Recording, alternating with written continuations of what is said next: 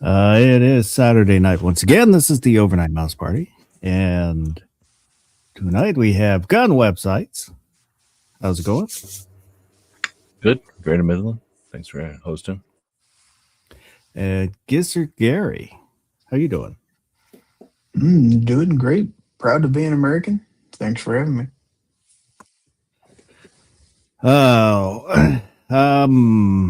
Oh, pinned to the top of the chat is this week's poll. If you haven't voted, please go over there and give it a vote. We'll take a look at that here in just a little bit. And I wanted to show last week. Get the right tab. Chair. There we go. Mr. Bob Dabalina had sent in a couple pictures. We were talking about his Colt Python Sapphire. And he sent in a couple pictures, which I didn't see the email until after we ended the chat. So I wanted to show the pictures. And G-Webs had asked, is there really a sapphire? And that's right there on the hammer. On each side, there's a little sapphire. Then it's got the blue enamel.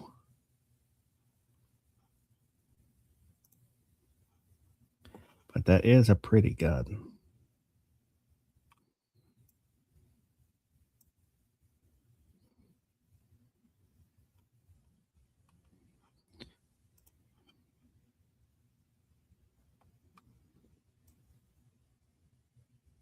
Which I will never own one because it's way too expensive.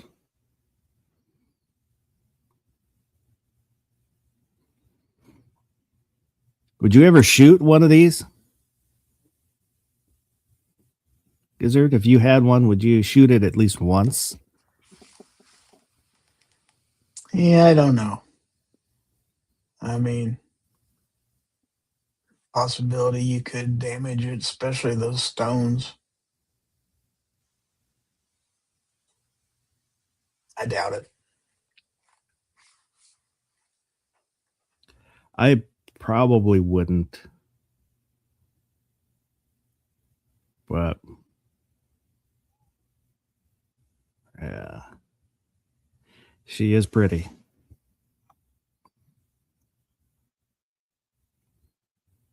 So sorry. Going the wrong way there. Sorry, Mr. Bob, for missing the email. But I just wanted to show it since he had sent it in. If you had the money, would you buy one?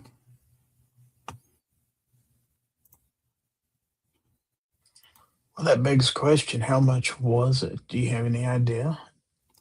I think they're like $2,000. No. Not for something I couldn't shoot. Just a safe queen. Or is it a Python, not a Colt? I mean,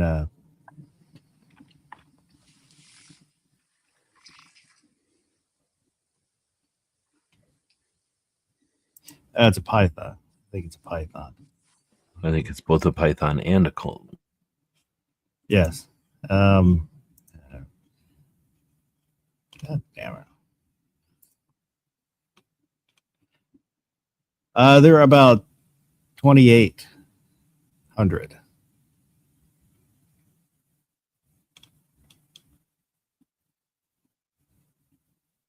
Oh, that's a chunk of change.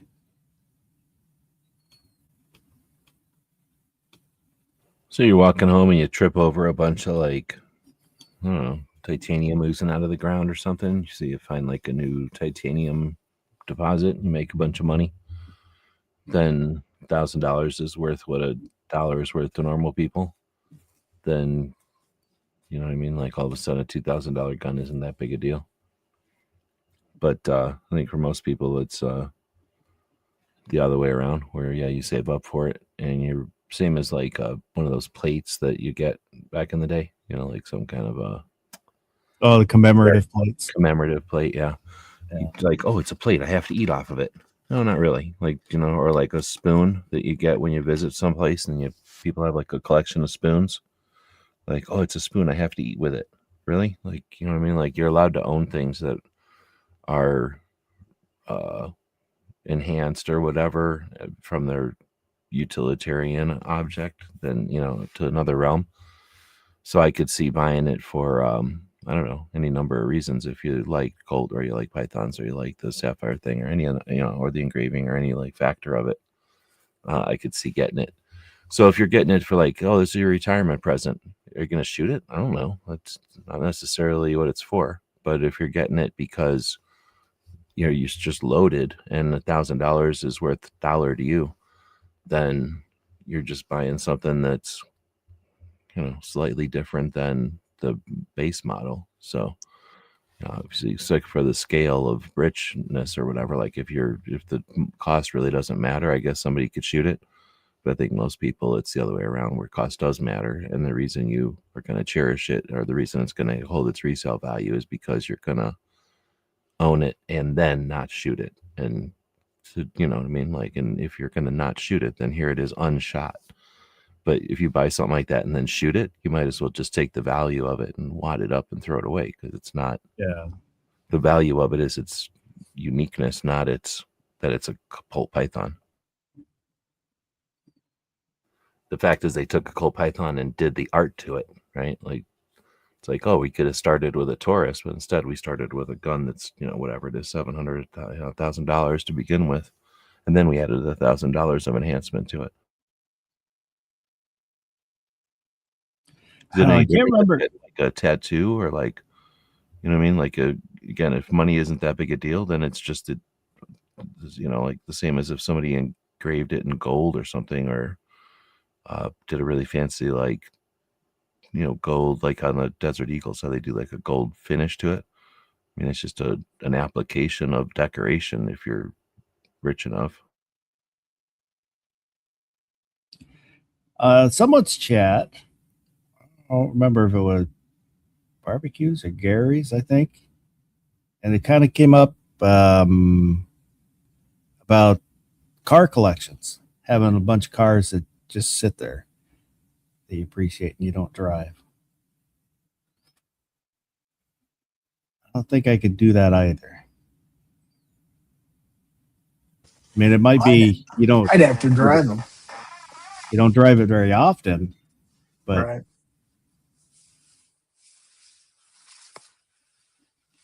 I don't know. As G Webs was talking, yeah, if it was a presentation, I would not fire it. I mean, I probably wouldn't ever fire it. Just out of respect for the gift, right? Yeah. But that's an off the shelf, like, you know what I mean? Like off a catalog, right? Like nobody sat there and engraved that one for the purchaser. That's engraved and then the purchaser buys it. Yeah. I mean, nobody's going to shoot this thing. It would be well, again, somebody super rich would not care about the money that much, then they're going to shoot it, I guess, because it is still a Python. But then part of what they're doing is showing off that they don't care about the value of it, I suppose.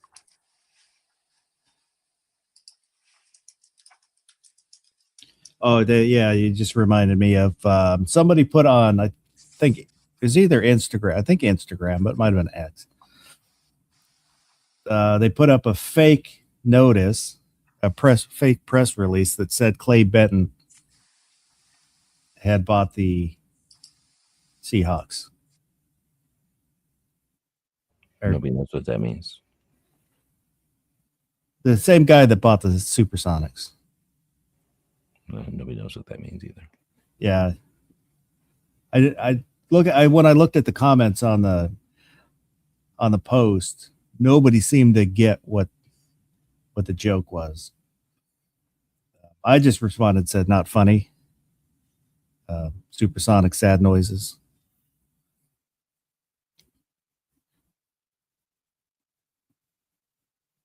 I mean, it was, I had to appreciate how well done the joke was, but made me sad.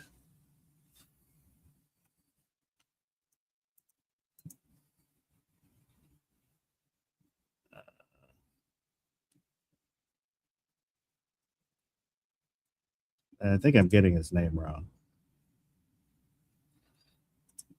Because I keep wanting to call him Klay Thompson, but Klay Thompson is an NBA player who played at Washington State University.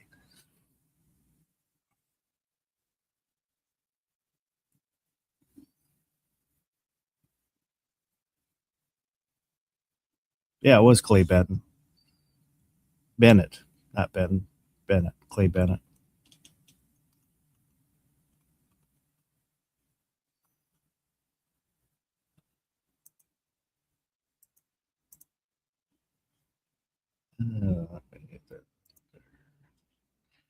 So once again, thank you, Mr. Bob, for sending in the pictures of your very pretty gun.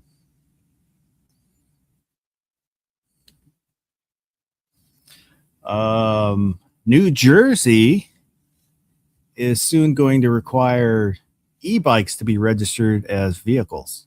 So you need a license plate and registration. And don't believe there's going to be a differentiation between like a bicycle, an electric bicycle, and an electric scooter. They're all going to be considered the same. Which would mean that minors couldn't ride them. Yeah, that's. I don't know if are you shocked or whatever. Like, if you've ridden an e-bike, they can go like 40 miles an hour. So even though they're quiet and they don't cost that much, when they can propel a human 40 miles an hour, I could see why people would be like, "Hey, hold on a minute," because you're going to get a bunch of DUI people that shouldn't be driving that are like, "Oh, I can drive this," but they're still much of a nuisance as ever. And then all the reasons why a dumb kid, who ain't ready to make decisions yet, at 40 miles an hour in public, amongst other people, getting in the way of stuff on the streets and on the sidewalks, so I can understand it, especially in like New Jersey. You figure there's probably people that don't even own a car. They just spend their whole life walking everywhere because, I'm assuming it's like Friends or Seinfeld or something. Like, they live in an apartment and their stores are downstairs and they just walk back and forth upstairs and downstairs all day. Like, their whole life is in the city block or whatever. And those people are trying to take all their 9mm groceries home or whatever. And somebody on a little electric scooter comes by and scares them. Like, I could see why when they all got to share the sidewalk or whatever, it's a big deal. Out here, not so much. I don't get it, but I can understand. Yeah, I don't know. Of course, I don't like it on the face of it, but I don't either. And it doesn't matter what wattage the bike is either. So like some of them can only do like 15 miles an hour. No, I hear that. Yeah. And I don't know what. And I guess in Europe, I don't know if it's a specific country. I don't remember what he was saying about it, but they're capped, so they cannot go over a certain amount. In California, they're capped, so you can't go fast. But I got one that's not California legal, and you can go dangerously fast. It's actually kind of fun, but it's scary. Yeah. And they're like, you don't respect them because it's like, oh, this thing costs $200. I got it used for $100, and it just plugs into the wall like anything else that you'd recharge. It's just that all of a sudden I'm going 45 miles an hour quietly, and because it's not a vehicle, I'm going to go on the sidewalk if I feel like it. Yeah, I can see why. Just like anything, when you've got a bunch of kids messing with it, you're going to ruin it for everybody who's being normal with it. I don't even know about criminals. I suppose there's probably ways to be criminals on them too. They don't make any noise. They do get stolen a lot. Well, I'm thinking like getaways because they don't make any noise. Like, you could probably sneak up on people and steal stuff from them or knock people down, or I don't know. There's probably all kinds of ways to be mean with them. That is a thing going on in Europe, or not specifically the e-bikes, but like scooters and stuff, because they're small and nimble and quick, so they can get into snatch phones and purses and stuff. That's what she said. Let me say hello to everybody that's out there so far. And TJ Fishing. The scooters, like, I have a scooter that folds. It's like carrying around like a giant skateboard or like a big surfboard or something. But when you unfold it, it's like big enough to drag a human around, like a full-size human around really fast. TJ Fishing and Shooting, Gizzard Gary, Sergeant Joe Smith, Vulcan Rumble is here. Oh, I sent your stuff out. I forgot to send you the tracking number. If I remember after the chat, I'll send it to you if the stuff hasn't shown up already. Vulcan Rumble won last week's giveaway. Let's see. Garage Guy is out there. Ron 2A Matters. Boomstick is out there. The goddamn bacon. He said $5 says it's the law is mostly cash grab. I will say I almost ended someone for the nearly hitting me on one of those scooters going like 30. Oh, and then I mean I totally get that. But then that made me think of the rental ones, you know, where they're just laying around all the time and people pick them Oh, up. like the Lime bikes and Yeah, like that. It's probably bothering people. It's definitely the cash grab part of it too. You know, like they probably don't like the idea that somebody's making money doing stuff, but that people can just get up and scoot around without a helmet or whatever. It's probably freaking people out. Can you imagine a city person looking down and seeing a free person pick up a scooter, like a capitalist pick up a scooter, pay a few bucks of their money to scoot around on it and not have some kind of nanny state belt or system or padding or helmet? You know what I mean? It must freak them out to just know that that's happening. And then they have to think about all those states that they don't, you know, get to boss around. So they're definitely going to take it out on the people they can abuse.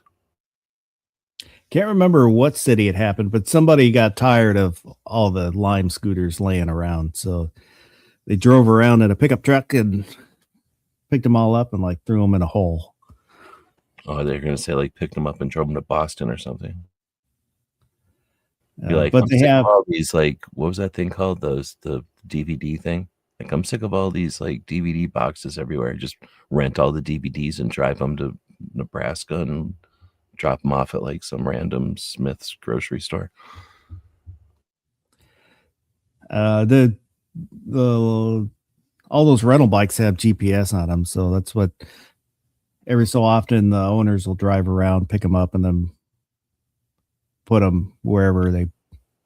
The owners, that's a strategically whole put them. job. That's a thing people do, just like Uber driving or something. Like you go around at night and pick those things up, charge them, and put them back out in strategic places, and that's part of the infrastructure, or like the ecosphere of those things. When those like the Red Box DVD, when those started going out of business, they just left them there at the stores. Yeah.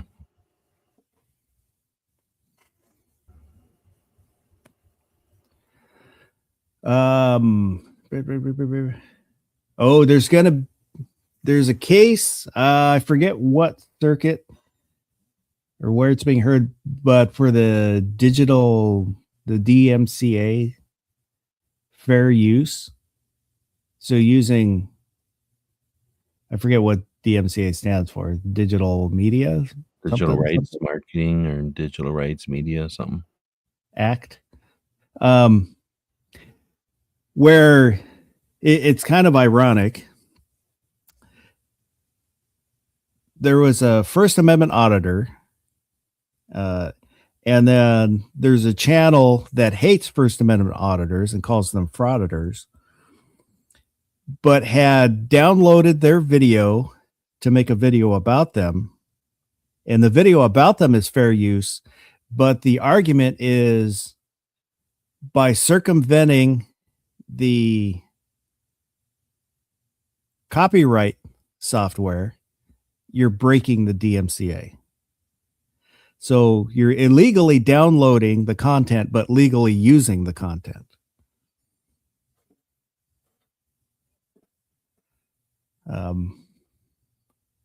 Which it'll be interesting to see what happens, because in a broader sense. So like when I download music from YouTube, depending on how this is ruled, that could be illegal. I mean, it kind of is considered illegal, but to use it's circumventing the anti-pirating software is what they're going after. But it's a First Amendment auditor that's bringing the suit on fair use. I thought was interesting.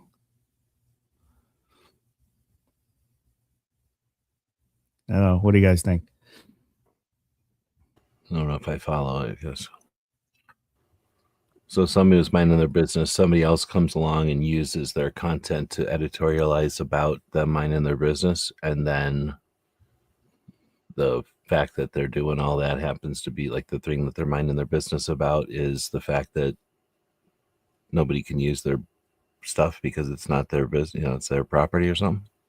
Well, you've got subject A, and subject B doesn't like subject A, so they download their content to comment on them, which you can do that. That's under fair use. But subject A is saying the fact that they illegally downloaded and used software to circumvent the copyright software, that's what's illegal. And that's what's breaking the DMCA. Okay, then I'm down with that. Like, you're not allowed to break the law just to prove a point or some shit, or like, oh, I want to talk shit, so I'm going to break the law and then talk shit over here. Like, you don't get to ignore the part where you broke the law to be able to do something. If that's in case what's going on. I'm understanding what you're saying the right way. Yeah. I'm not sure. That's like saying, Because- like, here's the Mona Lisa. Well, I'm going to break into the museum and take a picture of the Mona Lisa so I can make an art feature or like my own art thing over here that talks about how shitty the Mona Lisa is. Well, you're not allowed to break into the museum just because you want to make art about how much you hate the Mona Lisa. Like, you can paint your own Mona Lisa, but you can't break into the museum and take a picture of their Mona Lisa, if I'm understanding it right. Well, that would be part of it, but depending on how broadly the ruling is. Now, if they're saying you don't like the Mona Lisa, so you're gonna, you're not in the Louvre or whatever it's called. You're over here minding your business in Paris, made your own little version of the Mona Lisa, and you're mocking it or fucking making fun of it or whatever. And now somebody comes along and says, "Oh, your version of the Mona Lisa. That's unfair. Like, you're not allowed to do that." Well, that would be fuck you, First Amendment. I can say whatever I want about whatever I'm saying about over here. Like, well, because it could. It hasn't been argued yet, so I'm not. I don't know, but it could cover also if I screen capture, if I play the video and screen capture from my desktop and use that would also be breaking the DMCA. Right. Like if you go to a concert and record someone, in a concert or in some kind of an event, and then you go home and take that recording that you shouldn't have taken and then make fun of that concert or talk about how great that concert is. Either way, you shouldn't have been recording that concert. You can't just take that stolen concert footage, talk about it, and act like no big deal. I just have the stolen concert footage. Everybody has to ignore that or something. Right? Like, that's the whole point. Like, you're not allowed to take someone's shit so you're just going to talk about it. Like, you can reference their shit. You're just not allowed to go steal their shit. Which I do. Like I said, I haven't quite decided where I fall on it.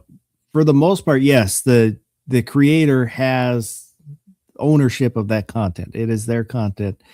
They made it. They have the rights to it.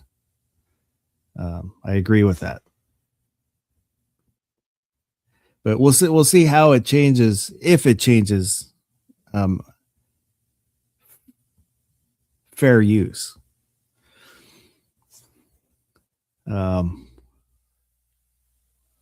Yeah.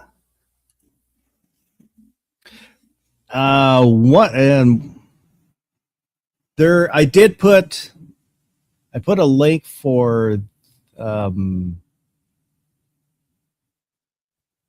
think I put a link for that story on that. I put 2 links in the description. One is for the rare breed, and then one, I think the other one was for the DMCA. But the rare breed I wanted to talk about, their settlement with the ATF. When people talk about Springfield, there's a lot of hate for Springfield. There was a lot of hate for, was it Rock River? Well, yeah, because the two of them created a nonprofit organization that's sole purpose is to fuck the people in Illinois. So that's not like they were just minding their business and everybody started hating them, or they made the wrong color gun or something, or they made too many 9mm. So my question is, with Rare Breed, the ATF went after Rare Breed, saying that their triggers, Rare Breed triggers, were machine guns, and Rare Breed settled with the ATF. But part of their settlement, they agreed to sue other companies who did similar triggers in court. They trying to remember exactly how it's worded, but they agreed to enforce their copyright in court.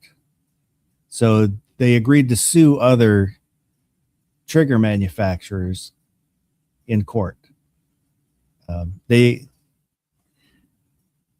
they agree to, or did they understand the concept that if they No, it's an agreement. I put in the if you look at the link when you get time, this is from the government website that says what their agreement is, that they will sue other companies in court. No, I'm saying though that, like, if you have a copyright or a trademark or something and you don't go around suing people who are infringing on it, then the way I understand it, that's like the same as the equivalent of saying, I'm not enforcing this anymore.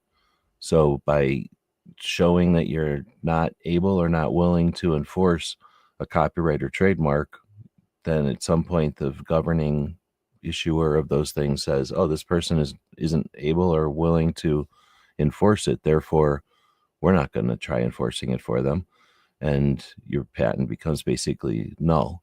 So from what I understand, someone who's done copyright and trademark stuff a little tiny bit, like with my toe in the water, if you don't defend or if you don't persecute or whatever, go after people infringing, you have a consequence. And that's why some people are obligated, their hands are held essentially that, hey, you better start acting on this, otherwise we're going to interpret it this other way, and now you're not going to have our protection if the whole world decides to copy, take your stuff.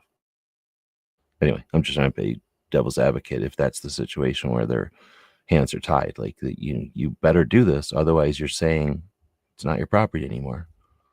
Well, in the settlement, it's you do this or you will not be a company anymore.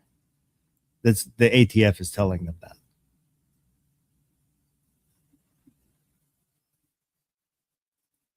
So I was reading his comment just as you were saying whatever you said. I missed it. I was going to be able to do one thing at a time. What did you just say?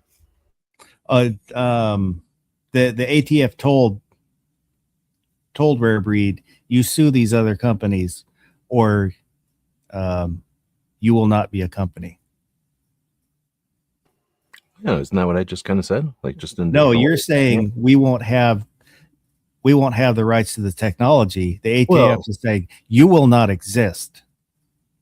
Right, like they're saying the only reason you exist is because you made a new product, and if you're not going to defend that product, then you don't need to exist. Is that sort of or am I reading too much in? Well, to me, there's a difference.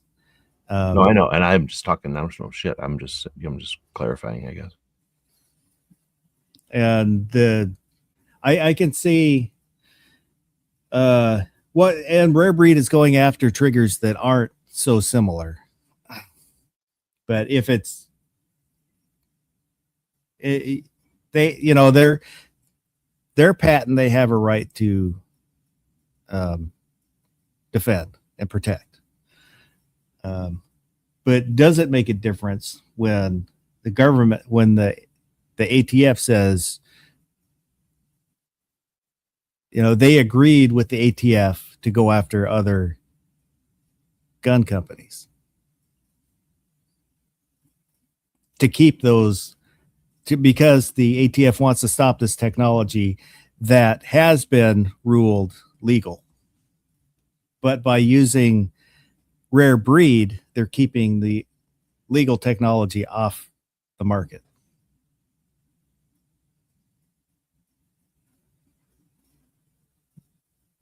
That's the core of the question.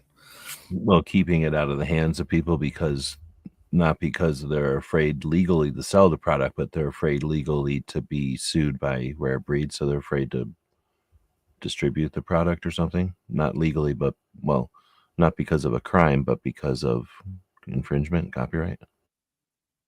Yeah, that's what's being used, because the ATF is saying this technology is a machine gun, even though it's been ruled it's not a machine gun. Are they saying it's a machine gun, or are they saying any way you can fire more than one pull of the trigger with some manipulation is the same? So you guys are all splitting hairs here. Somebody owns the right to more than one pull of the trigger through wiggling it. So we're going to say Rare Breed is the owner, and all these different safety, trigger, whatever situations fall under the same pile, and they own it.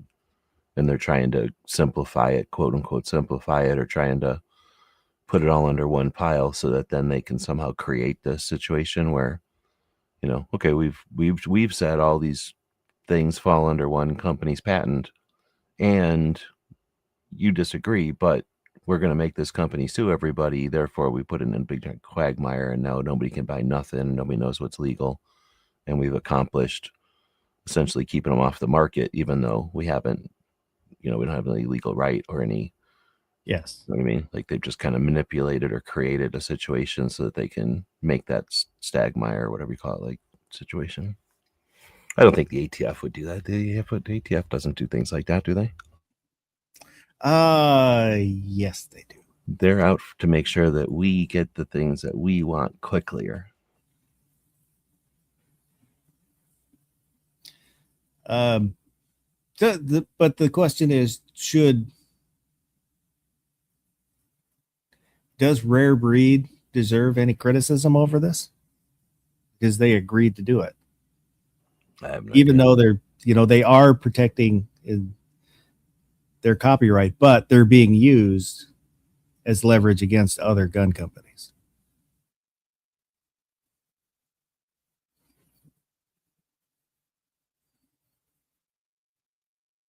I mean, I guess the only way we'd know that is if somebody did an interview with somebody in the know or involved, and they were like an asshole. We're like, ha ha ha, I hate gun owners, and this is my way again. You know what I mean? The curl their mustaches, they're doing it. So it's enough to know if something like that happened, or if there was like, we were trying to do something and it didn't work, and the ATF's now, we're working with the ATF to blah blah. You know what I mean? And they're like some kind of unknowing accomplice, and they're idiots. Then yeah, we can still call them idiots and not like them. But I have no idea what's going on. Well, I don't think you can call them unknowing, because it was laid out and they agreed to do it. It was like, you don't have to pick this up, but if you choose to pick it up, then you're participating. Oh, you picked it up. Okay, let's go. Well, no, they're saying you need to do this. And they said, okay, we'll do this. It's not like, oh, I dropped $1 on the floor and you picked it up. No, you stole my $1. It's like, I'll give you this $1 and you're going to sue everybody that you can. They got up, walked across the room, picked up the $1 and started suing people. Like, it wasn't like, oh, we caught you, and if you sue people, we'll let you go. It's like, hey, we need something done, and we need a friend to help us with this. And they walked over and became the friend. Then fuck them. But I don't know if that's the case either. I don't. I don't know. I can understand, they're trying to save their company, but it's coming at the detriment of other companies. That it's being done in an anti-gun way.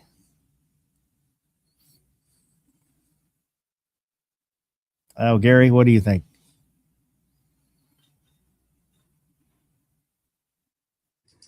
Gary, I pretty much agree with what you're saying. feel free to elaborate. Feel free to elaborate. I don't know that I can. I agree with everything you're saying. Oh, it's ruined. But here's somebody who can really help us. He's got all the answers. Maybe. We were talking about Rare Breed and their agreement with the ATF to sue other companies to protect Rare Breed's copyright. That in order to not be in trouble with the ATF, they agreed to sue other companies to protect their. You're asking that I- question to the guy who has a podcast who agreed to sue all the other 2A podcasts, even though the ATF didn't even ask him to, and he just decided to start suing all the other 2A podcasts. You're going to ask that guy this question? Mhm.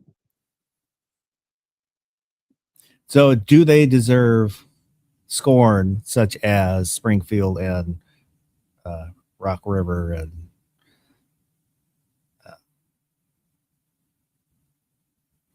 what do you think, Barbecue? This one, I'm not as quick to grab my pitchfork and my torch as I was with Rock River and Springfield, and that's one where I still don't support either of those companies. There's one reason though that I'm not so quick to grab my pitchfork and torch for Rare Breed, and that is because even prior to this, they were suing companies trying to infringe on their patent. One of the big ones was Big Daddy Unlimited with the wide open trigger.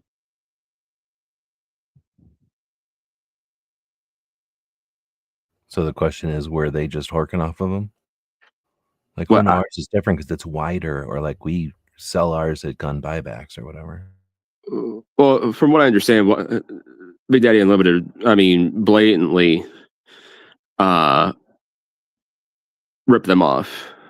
What I'd be interested to see here is, are they receiving government money to support the lawsuits that they're filing?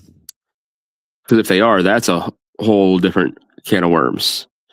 If they're not, like I said, this is something they were doing pre-lawsuits.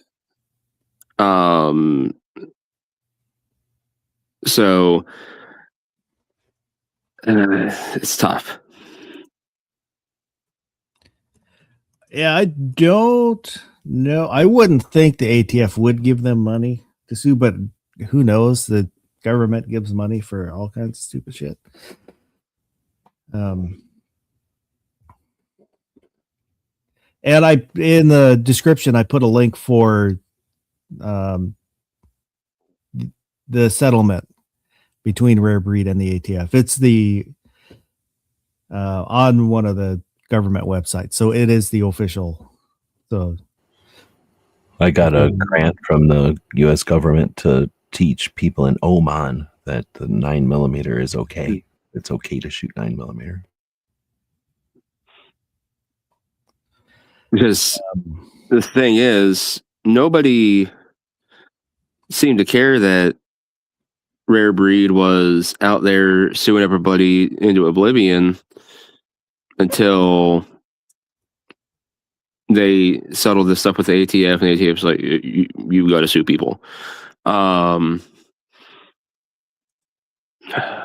do you describe how that were you listening before when we were trying to describe that situation or that scenario? How would you summarize it if you were not listening before? If Like the circumstances that Rare Breed is like either under or created for themselves or found themselves in, like however you want to describe it. Well, I think that there's another thing at hand here that needs to be discussed. Simply that government agencies are saying either you do what you want us to do or what we want you to do, or we're just going to shut down your company. Doesn't matter if the courts have said, yep, this is a perfectly legal item, nothing wrong here. We're still going to shut you down anyways. Let's say, if I remember correctly, again, prior to all this, they had actually sued a couple people that had made 3D printing files.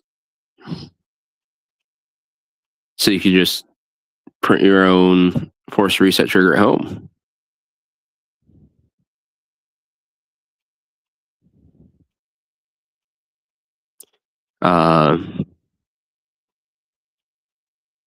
On one hand, I understand copyright, things like that. At the same time, if they're the only ones that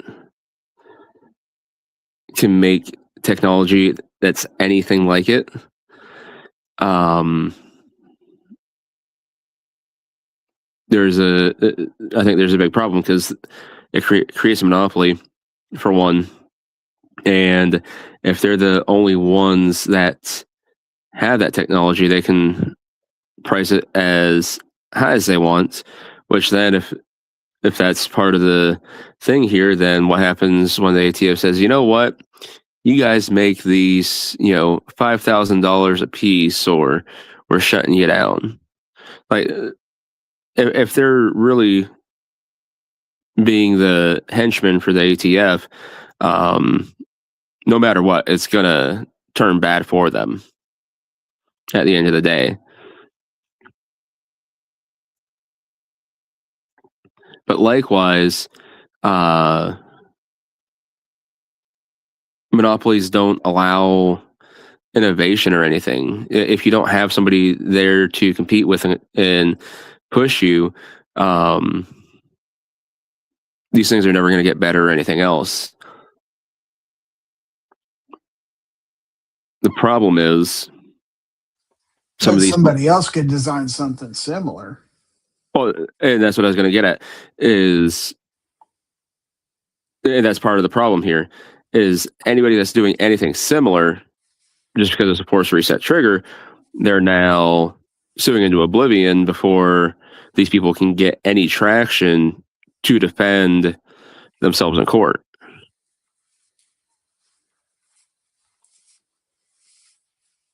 It's very reminiscent of the Bucky situation that we like when Glock sued Smith & Wesson for their Sigma for copying their action, basically.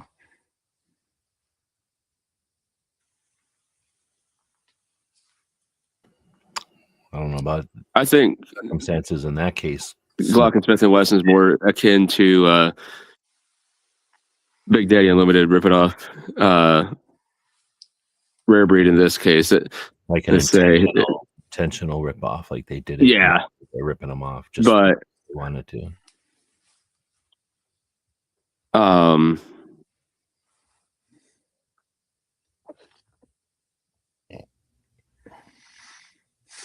It's tough.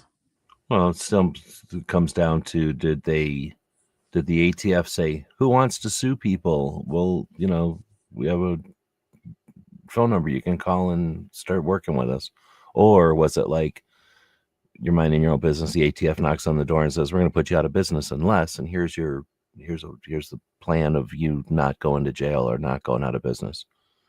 I mean, not that it justifies it, but I mean, the circumstances are different, right? Like different. Either they intentionally were like, "Yeah, we're going to work with jack boots and step on necks," or it was like, "Hey, we were minding our business and now we're forced to be a confidential informant or something." Like, we're being forced to work with people we don't want to, the people that are being mean to us. Well, is there really a difference when the outcome? No, I'm not is the same? justifying it. Yeah, I'm just saying, like, I agree with you. Like, the results are the results, but I mean, just the benefit of the doubt or whatever, like, just so that we know the real deal. Like, were they like, "Fuck yeah, I'm going to help the ATF beat dicks," or like, "Oh shit, let's stay out of jail and we'll have to help the ATF beat dicks." Like I said, I think the part that just really bothers me and grosses me out is the idea that anything that's similar, not necessarily direct patent infringement or anything, they're suing into oblivion to try and again have a monopoly. Like bad lawsuits just to bully people. They know that, like, oh, these people have a little bit of momentum, and if you come anywhere near them, they're going to sue you right or wrong, so that you just can't get you up and running. Yeah, like I said, I likened it to what Bucky's is doing with a lot of different suits where they're like, oh, they're infringing on our trademark. I mean, I think we talked about it in an after chat the one time. Yeah, I think the most egregious one was a gas station in Kentucky, I think it was, where like It's like a turtle, and it was named something different, but they're like, it's similar. no, it was a dog and. But like, and the gas station had been around for a while. It wasn't like it just popped up all of a sudden. And because they were the big powerhouse, they came in and threw their money around. And which the sad thing is, our government's supposed to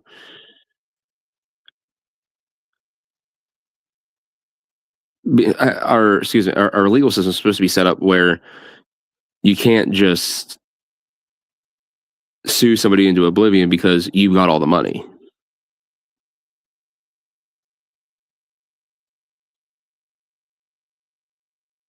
But I feel like that's what's happening here is Rare Breeds, like, we've got all the money. We want to have a corner on the force reset trigger. That way there's, just no other options. And anybody that starts up, they're just saying, oh, it's patent infringement. And these people are going, well, shit, we have no money to fight this.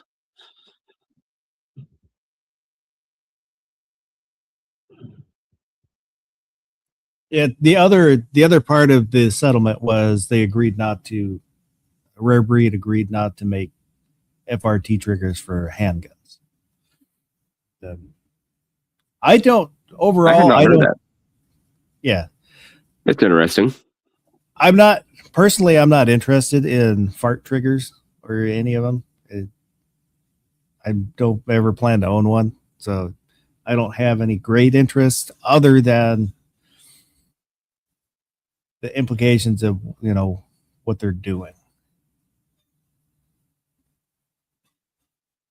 Like I said, I can understand they're doing what they have to protect their company from the ATF, but I don't know. Like you were saying, are they doing it to stop, to monopolize the market on these types of triggers, or if it's just they felt they had no other choice, and in the end it may not matter because it's the same outcome.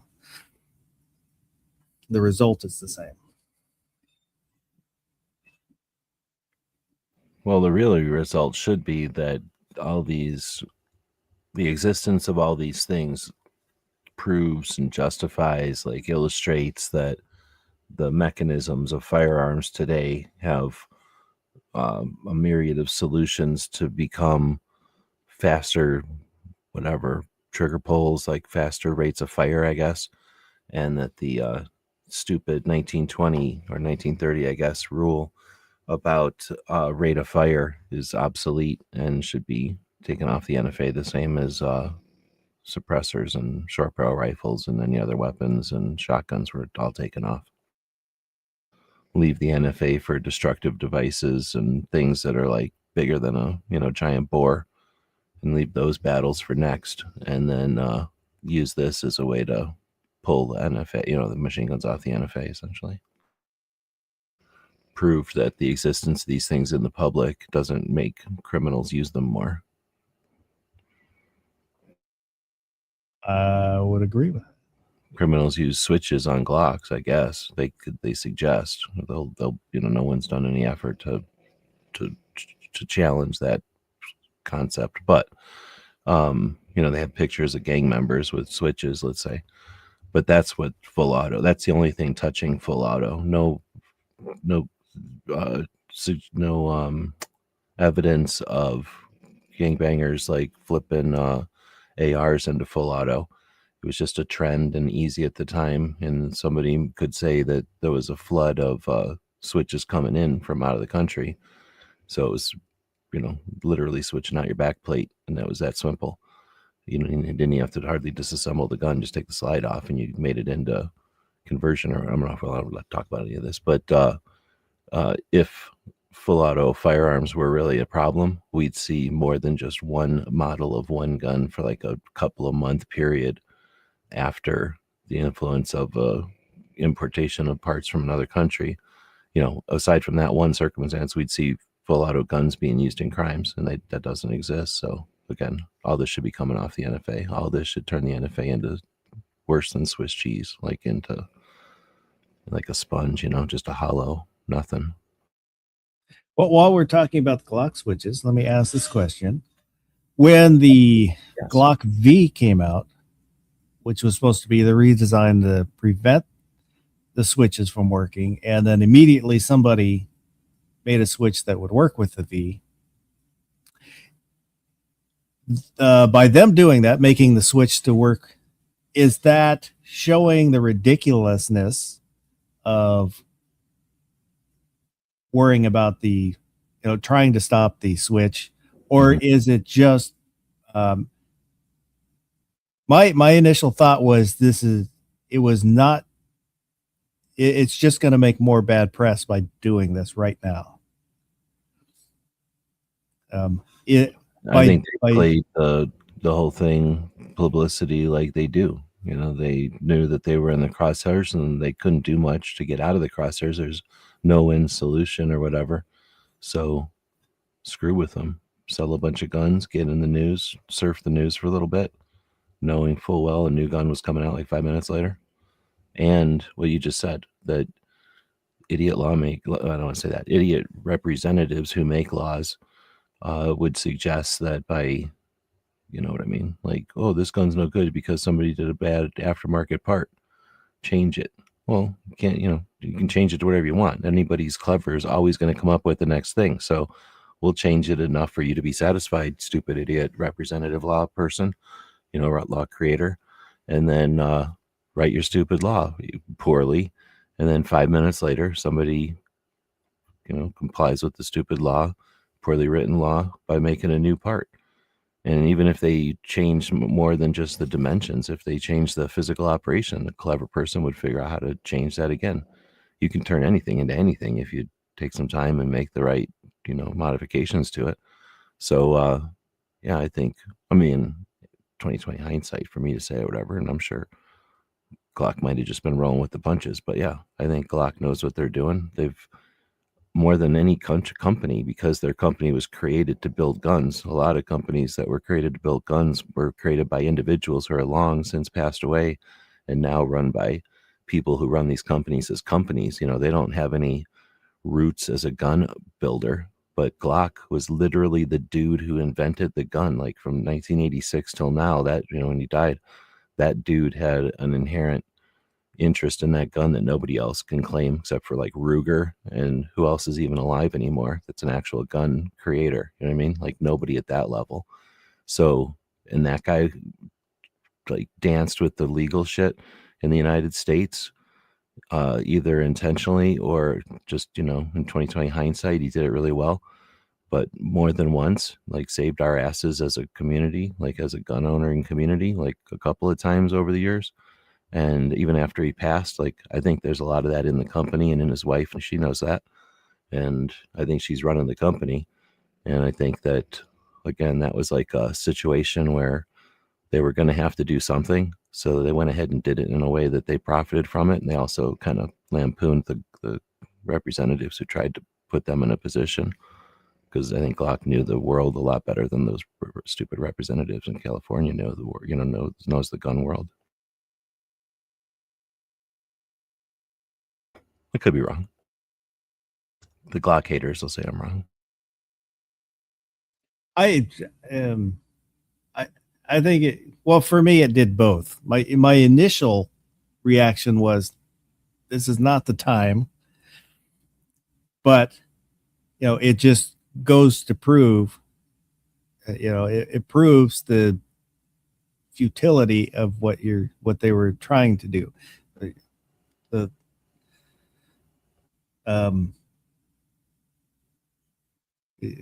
you were saying, a little bit of time, a little bit of effort, you can make whatever, you can make anything. Yeah, I mean, look, we see Lego guns, right? We see guns made into lamps. Like anybody can do whatever they want if they put some time to it. Making it practical and useful is, different, but just making it happen to prove a point. When I worked corrections, I saw a gun made out of toilet paper that would fire little hardened. It's amazing how hard you can make toilet paper if you. What? We're not here to talk about 9mm. Yeah, too bad it wasn't 9mm. It was shooting little friggin' toilet paper spears that had enough power to go through a cardboard box. Yeah, I saw a thing on the internet when, I think it was the internet. Maybe it was on something else, but I seen a thing a long time ago where you take like a strip of paper. They were using a piece of magazine, and I was, wherever I seen this, I think I just started stripping a magazine, because that, how paper in a magazine is a little nicer. Anyway, and thinner or whatever. You roll that into a cone, and then just I think all they were doing was a little bit of spit, or you could take a little bit of glue, or a little bit of something to stop it from unraveling it. But once you put it in a cone and you know what you're doing, you do them all the right dimension. You just roll up another piece of paper to be the straw, and those things are super strong. Like the little cone darts you can make out of paper is crazy strong. Mm-hmm. And there's nothing, like maybe a little bit of glue, but mostly just spit, or like, if you've got a potato or something, like just something to make paper stick to itself.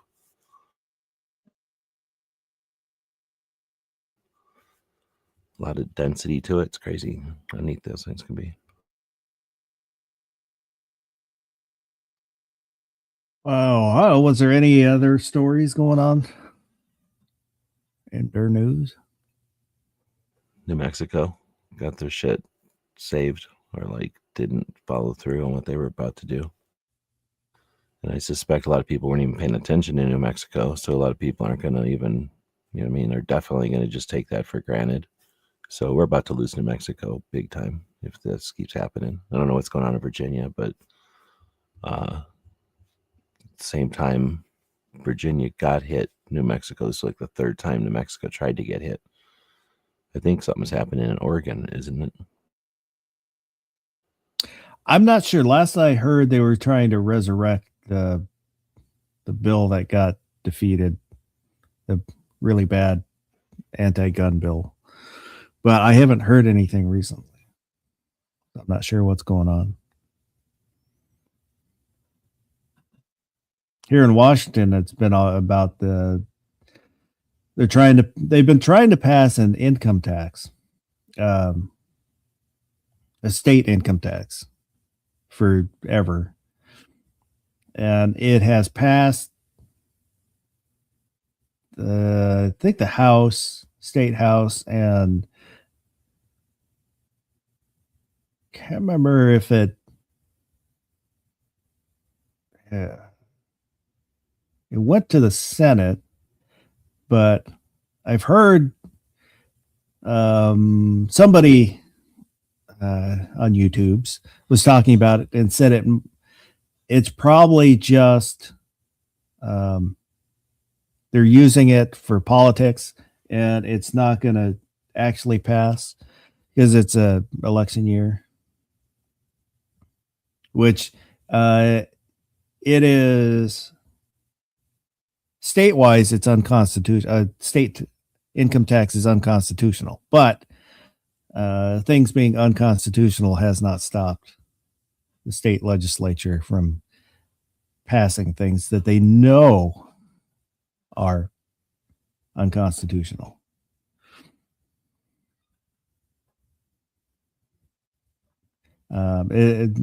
Their response has normally been, well, our lawyers are ready to take this up. Outside of the one representative that said constitutionality is in the eye of the beholder.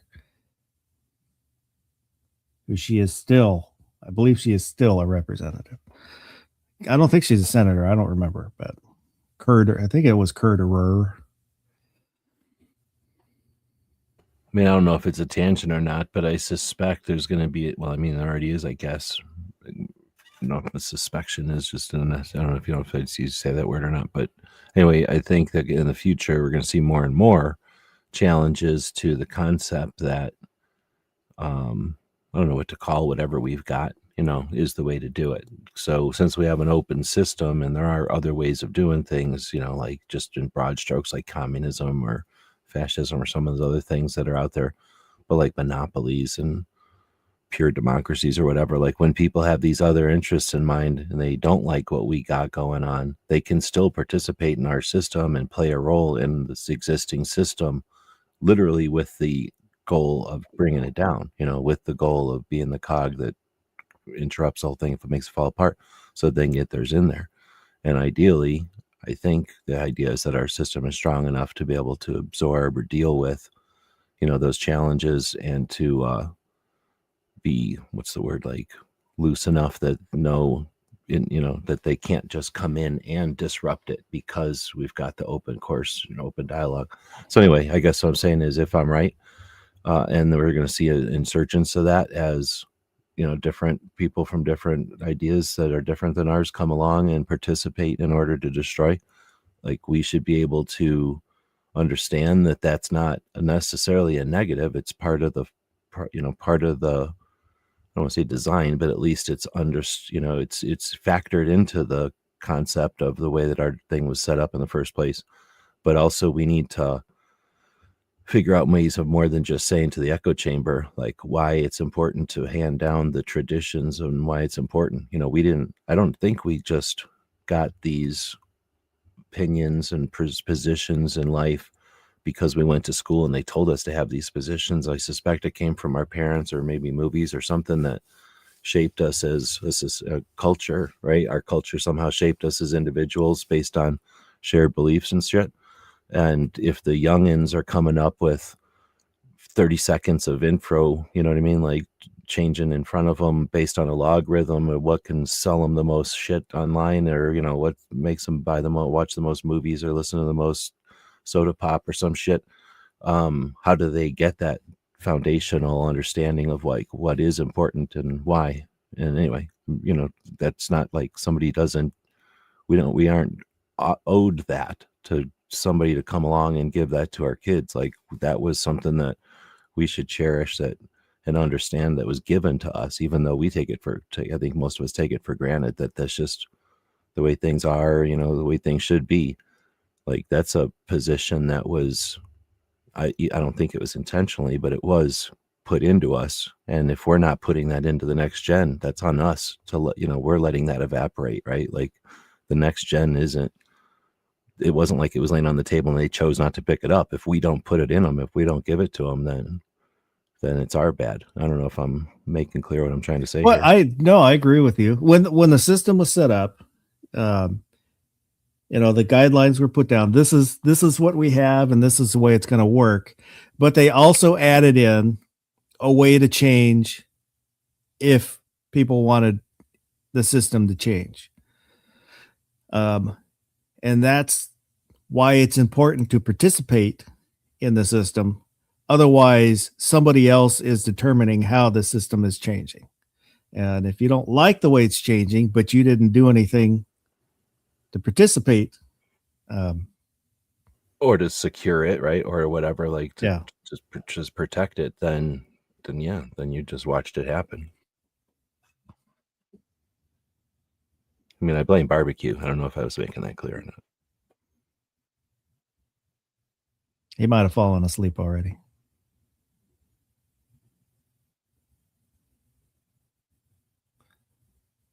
Oh, snap. He might have.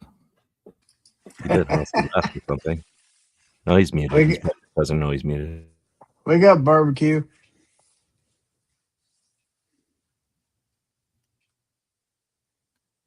I don't give him too much shit about it because he's always burning the candle at both ends. So it's understandable if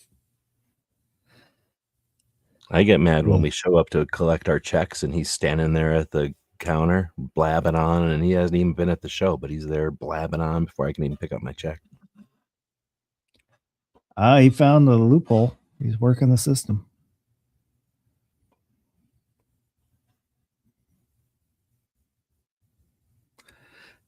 Oh, I don't know. Was there anything else we wanted to talk about? Just talk about the poll yet. Oh, yeah. Thank you. We'll take a look at the poll. Oh, and let me say at the bottom of the screen, there's a banner with an email address on tacklefoss@gmail.com. You can send in comments, suggestions, or pictures within reason. And if you send in a picture, let me know. That way I don't end up like I did this week, having to show what I missed last week. It just helps me out. And there's a link for the Discord server. Also a place to hang out. You can chit chat, share pictures and memes and stuff like that. And you can get a hold of me there. And pretty much anybody else that comes on the chat.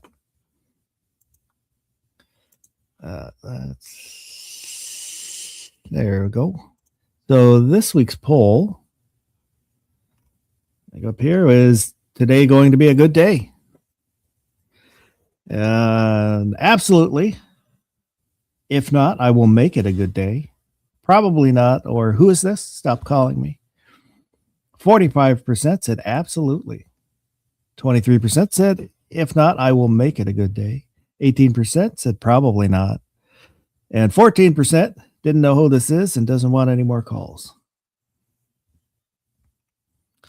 And looking at the comments, Vanessa Kitty said, I could not resist the last choice. Ex-Bowman, I work nights. I get to sleep during the day, so days are good. Minnie Wayne said, glorious.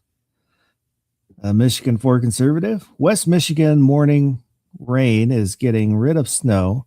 Full sun this afternoon highlights the spring clean up on the horizon.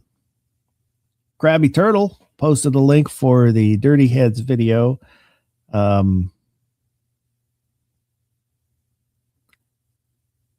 forget the name of the song. We've played it before. They're singing about every day the vacation because they love their job. Gizzard Gary said today is the first day of the rest of your life. It's also the youngest you're ever going to be. That's true. I stole that line from a rap song. Boomstick, Mark 7. Well, I'm not dead yet. That's something, I guess. The goddamn bacon said, I eat my breakfast with extra hog. Ice Cube can suck it. And let me read fresh. Make sure I got all the comments.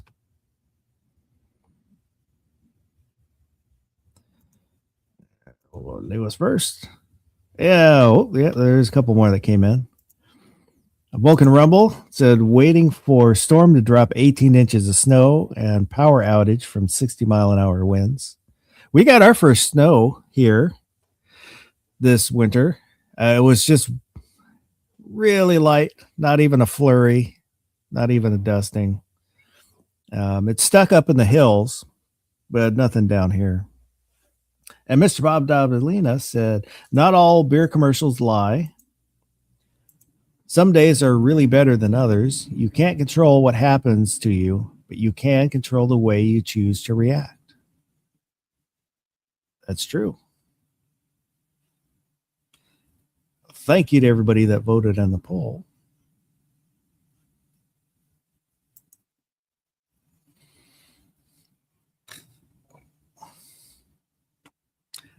Sergeant Joe Smith was asking about bracket. I don't know. I had put together a bracket and then cut together, it was a music bracket. Cut together 10-second segment sections of the songs, so everybody can kind of hear and be refreshed on what the songs are. And YouTube said, I don't think so. 9 out of the 16 songs, I got a warning saying that they can only be used in shorts, 60 seconds or shorter. And even though each clip of the song was only 10 seconds, so it fit under 60 seconds, because the total songs all put together was like 2 minutes 30, something like that. The video would be blocked worldwide. So I don't know if doing the bracket, because some of the songs, not everybody's going to remember what those songs are. I know that for a fact. I'm sure of it in my bones. And I had thought, well, maybe I'll switch it to a movie bracket with the same subject. But again, we fall into not everybody's going to know the movies. So it's kind of where we're at with the bracket. When you say like not everybody's going to know the songs or not everybody's going to know the movie, do you mean Gizzard? Or do you mean everybody? I'm pretty well versed on songs. Movies Well, are not songs, my strong yeah. suit, but Gizzard will get the songs. You won't get the songs. Gizzard won't get movies. You might get the movies. Barbecue won't get the movies either. I'm Yeah. about 50-50 on movies. You act like I've never saw anything, and that's just not true. But Well, like the Living Daylights would have You've been seen one. like 1/16 of movies of regular people, I think. Maybe 1/8 the movie of regular people and 1/16 the movie of people on the internet. or okay, to be fair, I'm about 20 years older than the rest of you. So the movies I've seen were probably 20 years before you guys came along. So I've probably seen a good number of movies, just movies you haven't heard Oh, of. I don't disagree with that. Yeah, I you've seen would- a ton of movies that we You just act like I've never seen any movies, and that's just not true. I would challenge you that I have probably seen your movies and newer movies. agree. Yeah, I've seen all the Oh, movies. yeah? We've seen. It's just that we don't. Oh, you know, really? We're talking Oh, about the movies really? we talk about. though. Yeah. Of the movies people talk about, we've seen more of those. But I agree that you've seen a shit ton of movies. Yes. How many of the old Hope and Crosby Road movies have you seen? I've seen them all. I don't know if I've seen them all, but I have seen at least 2 of them. Marx Brothers. Yeah, I've seen the Marx Brothers. Bowery Boys. Don't even. Bower, yes, I have seen Bower Boys. I've seen Shirley Temple. When I Yep. was a kid, I liked the Shirley Temple movies. Oh yeah, yeah. I have seen the original Wizard of Oz movie, the one before the Judy Garland. I have. I'm not a movie file, but I have seen Have a you lot seen of The movies. Wiz? Yes. You saw The Wiz. Okay. That's Yes. better than Wizard of Oz, That's a remake. but it's still better. I like it. Modern version. No. The 39 version is the I good. would I'm agree. sorry. I don't know. You do have Nipsey Russell, so There's that. Yeah.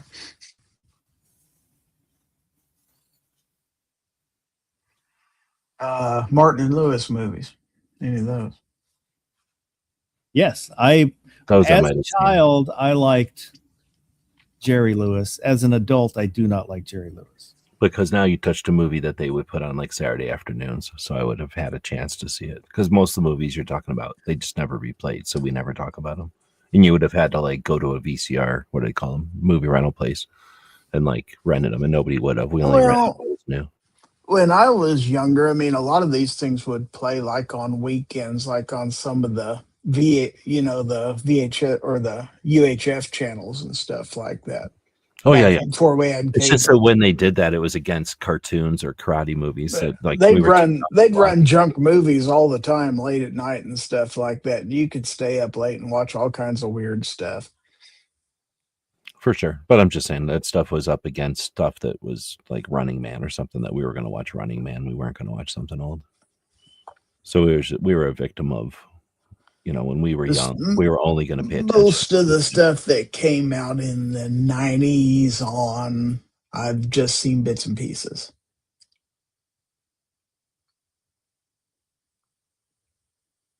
But That I've got a much is chunk true. of movies from like the 90s, I guess, where I was working all the time and I didn't watch any movies, like TV and shit. Like I missed a whole bunch of stuff there.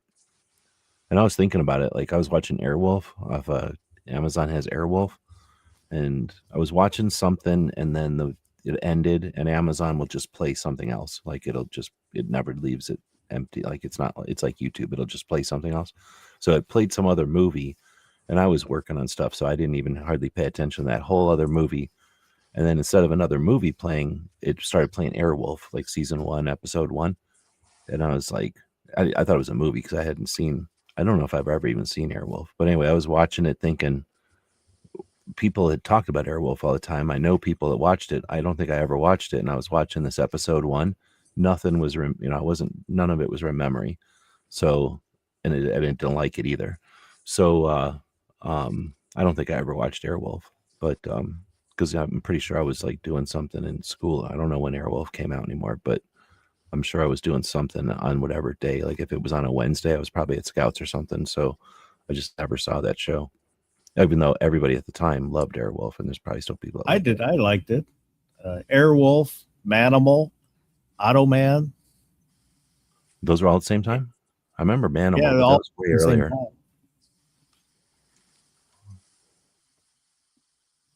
I mean, Manimal was not a good TV show, but when you're a kid, a dude that can turn Right. into animals. Hell yeah, wasn't he a ninja or something too? No, just a dude that turned into animals. And The it was realistic. ninja was That could happen. You could be walking home from school one day and like some chemical makes you turn into animals. Like that's good for learning, real life circumstances. That's what As an happened to adult, Spider-Man. Lee Van Cleef as a ninja is absolutely ridiculous. But when you're a kid, it's a ninja. Well, for me, I can distinctly remember there's a TV show about ninjas. Like otherwise you had to like go, I don't know if you were renting movies at that time, but I don't think you were even renting movies back then when the ninja TV show came out. So like they were like actually giving us ninjas on a weekly basis, even if If it was you can not accept good. John Wayne as Genghis Khan, you can accept about anybody.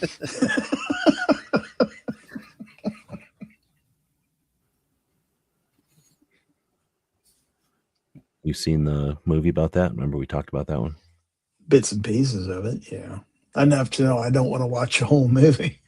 Well, not only was it like one of the last times Hollywood tried to just not pay attention to like, what do they call that? Like casting the wrong type of crew. Like, like let's just turn all these people into these kind of people with makeup instead of just hiring people that are the right, whatever ethnicity or age or whatever, like they just used to just put makeup on people all the time. But anyway, it was one of the last major movies to do any of that, where they made John Wayne into whatever. He's supposed to be like a Mongol or something. Mhm. But that was all filmed in the deserts where they were doing the nuclear testing and all that. I remember whenever I watched that documentary, I was talking about it in here. That's an awesome documentary to watch. It's how John Wayne got cancer and like all kinds of people. I don't believe it, but Okay. But you know, that's like Heston playing El Cid, Spanish dude. That was the style at the time. They just like didn't think about it, and it wasn't offensive, I guess, or what? Or Was Mel it? Brooks playing an Indian on Blazing Saddles, but Who was it played the Japanese photographer in Breakfast at Tiffany's? The short dude. I can't think of his name. But there was no way for like years that they were ever gonna like hire a Japanese actor, though, right? Like they would have always done that with makeup. Mickey Rooney. oh yeah. You're Yeah, right. his was really bad. It was bad. Because if you look at Tea House of the August Moon, that's God.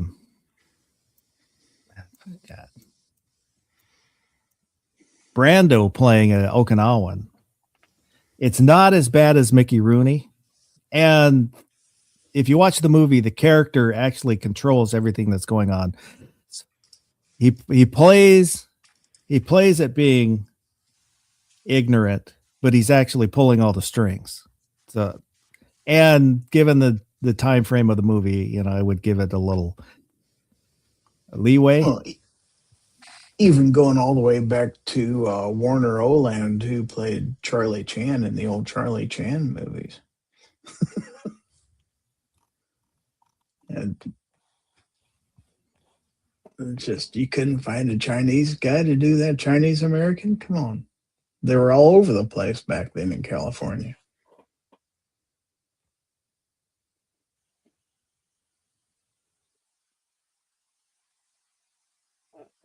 We won't even get into David Carradine, but Yeah. Well, it's literally the same circumstance, same like situation, just much more recent. yeah, that's not that far back. Yeah, if you believe the movie Dragon, which was based on Linda, Bruce's wife, on her book. Bruce was supposed to be up for that role, but Carradine got it instead. Well, isn't it common knowledge that that was Bruce Lee's role? I don't think it's just Linda that thinks that. I mean, I don't know if it's everything I've common ever- knowledge or not, but it's in the movie, which was based on her book.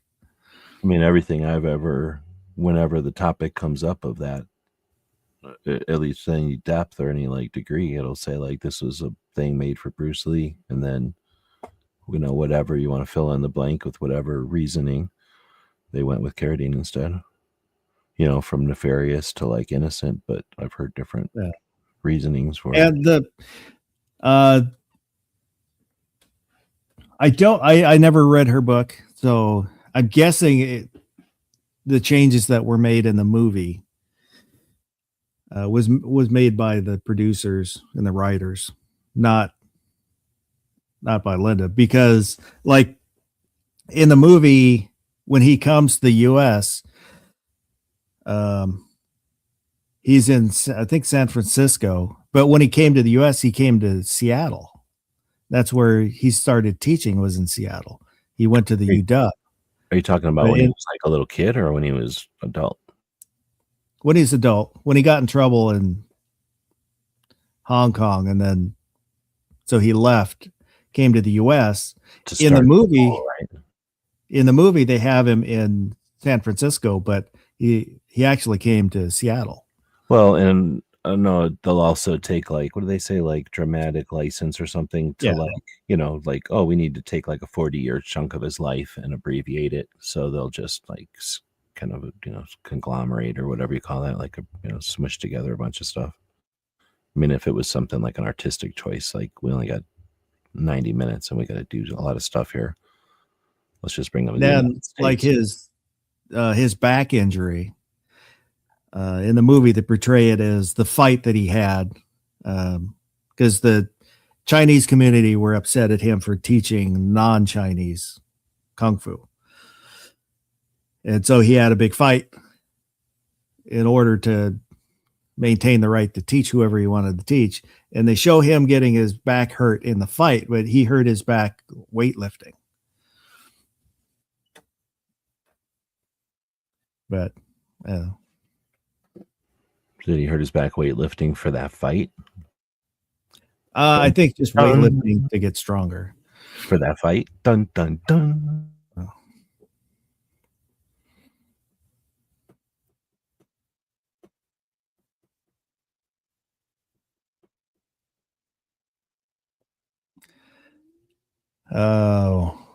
Was there anything else we wanted to So talk?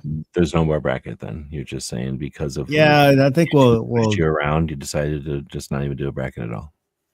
Yeah, I had to sign a settlement with YouTube. They agree not to sue me if I don't do a bracket.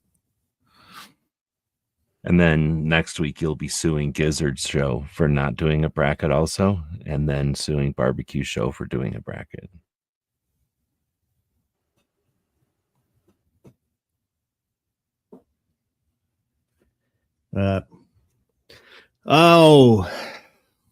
Well, gee webs. Yeah, I'm suing because I feel like I got screwed out of like 45 minutes worth of show, and the challenge, the whatever, the cerebral exercise of figuring out who's going to win the bracket. That kind of mental exercise keeps me young, keeps some of us young, and now we're all going to age prematurely this week because of lack of bracket. Well, is there anything else? Anything you got coming up? The worst part is the pets, the little furry creatures that are going to suffer because none of us have had our emotional tethering of the bracket this week. So the critters are going to have to live a cold, emotionless week due to that. But if you can live with it, I guess we're not going to have a bracket. Sometimes life is hard. For those critters, for the innocent, the most innocent among us, will be the ones that are going to be the hardest hit by this. Anyway, if we can live with it, I guess this will be the end of the show without a bracket. You often hurt the ones you love, unfortunately. And the silence of Barbecue is deafening. We all know that his opinion on this whole thing. He's protesting. By not saying anything. Barbecue stands with me in solidarity. He stands mute. Oh, Gizzard, what you got coming up? Well, first, I must say I'm very disappointed we didn't have this bracket tonight, seeing as how I spent the better part of 2 hours trying to get songs put on the bracket. I was going to say, you can't imagine how much work these guys did in the Discord. Like in the Discord, week, yeah. like the entire week, I'd come in there and be like, "Oh, look how this work! Oh, it's just these guys talking about that damn bracket."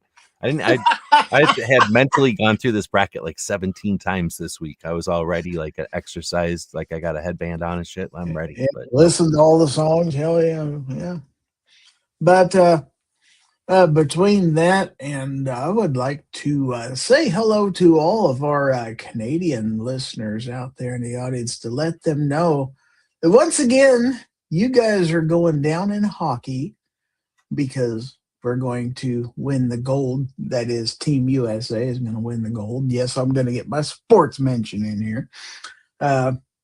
Canadians can't win in hockey and can only win in curling when they cheat. But USA, baby, and Foul Territory, Monday nights, 9:00 p.m. Everybody should be there on the Gizzard Gary channel. USA, and thanks for having me. Hopefully, if I get to the range Monday, then I'll have a short put out Tuesday.